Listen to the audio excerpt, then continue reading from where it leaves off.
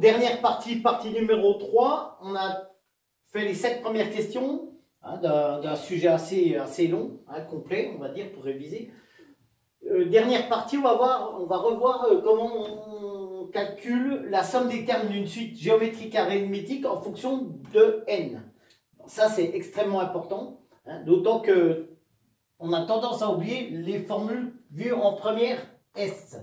Je rappelle que la somme des termes d'une suite géométrique, c'est le premier terme, hein, fois 1 moins la raison exposant le nombre de termes, divisé par 1 moins la raison. Formule au-dessus. Comment on calcule la somme des termes d'une suite arithmétique? C'est le nombre de termes multiplié par le premier terme plus le dernier terme divisé par 2. Ici, dans la question petit 6, on nous pose le fait que S de n, c'est V0 plus V de 1 plus V de n. T de n, c'est U0 plus U de 1 plus jusqu'à U de n. On veut déterminer l'expression de Sn et Tn en fonction de n. Donc là, premièrement, Sn, c'est quoi? V0 plus V de 1 plus V de n. On sait quoi d'après la question numéro 5, d'après la vidéo précédente? Que V de n, c'est une suite géométrique. Donc, je vais utiliser forcément cette formule-là. Hein. Donc, déjà, Sn, c'est quoi? Le premier terme de cette suite géométrique. Alors, la suite géométrique, c'était V de n qui était égal à 3 fois 1 tiers, le tout exposant n. Son premier terme, c'est V0. V0, c'est 3. Parce qu'un tiers puissance 0, ça fait 1. 1 fois 3, 3. Donc ici, on a 3. Facteur de 1 moins Q. Et la raison, on va tout de suite la donner, puisque c'est 1 tiers, hein, on l'a déterminé tout à l'heure. Alors là, il faut faire très attention. Pourquoi? Parce que ici, il y a combien de termes? Il y a 1, 2, 3, 4, hein, jusqu'à n. Il y a n termes à laquelle il ne faut jamais oublier celui-là. Donc il y a n plus 1 terme. De temps en temps, j'ai mes élèves qui l'oublient. Hein. Ne l'oubliez pas, c'est faux sinon. Donc c'est exposant n plus 1. Donc 3 facteurs de donc n plus 1. Alors, attention, 3 fois ça, divisé par 1 moins 1 tiers. Alors 1 moins 1 tiers, je vais tout de suite le simplifier. C'est 2 tiers. Je vais me débarrasser de la fraction. Pourquoi? Parce que diviser une fraction, ça revient à multiplier par son inverse. 3 divisé par 2 tiers, c'est 3 fois 3,5. 3 fois 3,5, c'est 9,5. Facteur de 1 moins 1 tiers de exposant n plus 1. Voilà. Donc, ma question c'est la suivante. Est-ce que... j'y ai répondu à la question. Oui, j'ai bien exprimé Sn en fonction de n. Donc voilà ce qu'il fallait répondre. Problème, si vous avez oublié cette malheureuse formule, on ne répond pas, on ne répond à aucune question. On veut, sous ce coup-là, exprimer t de n en fonction de n. Donc, on a U0 plus U1 plus etc. etc.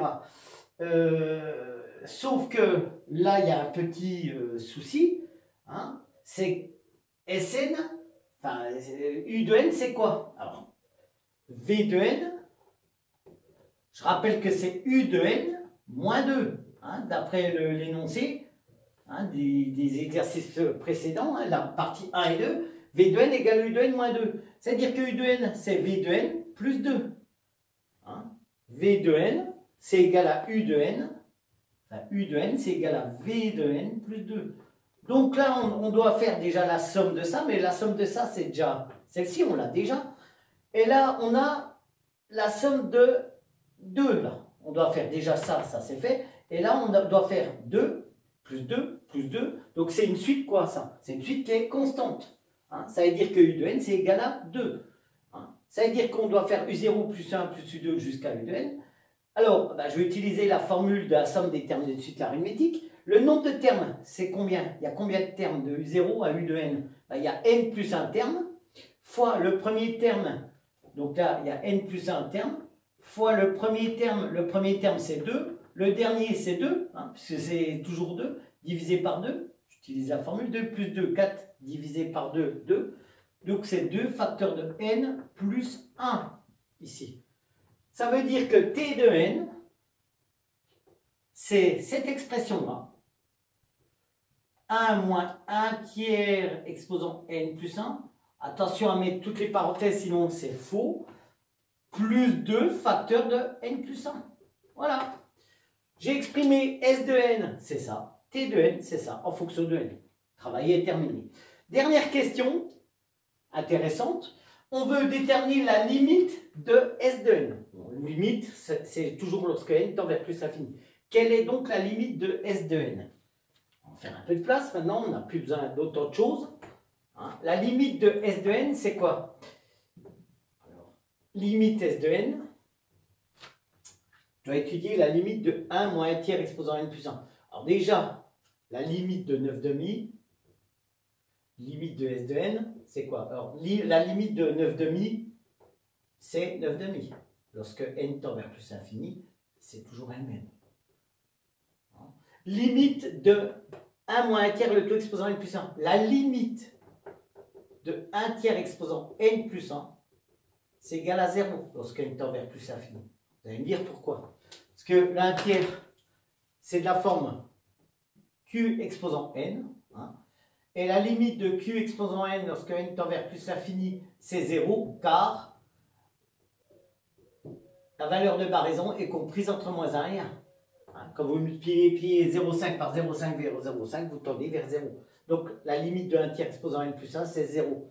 Donc par somme, 1 moins 0, donc ça veut dire que par somme, la limite, hein, par somme, la limite du coup de 1 tiers, 1 moins 1 tiers exposant n plus 1, c'est 1. Hein. Donc ça c'est 1. La limite, 1 moins 0, 1. 9 demi par produit de limite,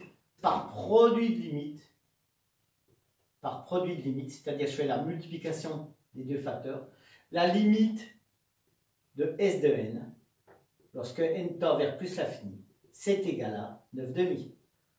Je peux apporter au correcteur quelque chose. Hein, je peux dire que la suite Sn converge vers le réel 9 demi vers 4,5. Voilà. Ensuite, limite de T de n. Alors, on ne va pas tous farcir, dans le sens où ça, on vient de le calculer. C'est 9 demi. Mais il ne faut pas oublier qu'il y a une somme là.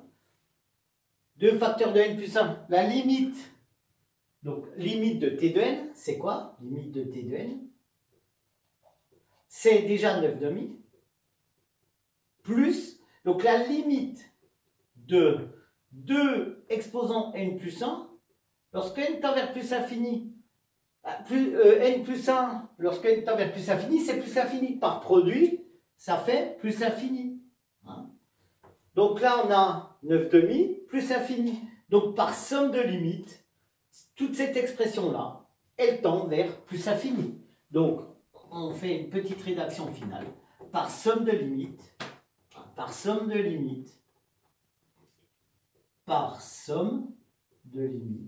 la limite de T de n, lorsque n tend vers plus l'infini, c'est égal à plus l'infini. Et je vais terminer en disant que la suite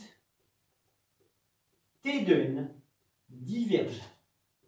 Pourquoi? Puisqu'elle ne converge pas. Et pourquoi? Parce que la limite diverge. Pourquoi? Parce qu'elle ne tend pas vers un réel, hein, une constante plus l'infini, c'est une forme indéterminée. Enfin, ça tend vers plus l'infini, c'est pas un nombre.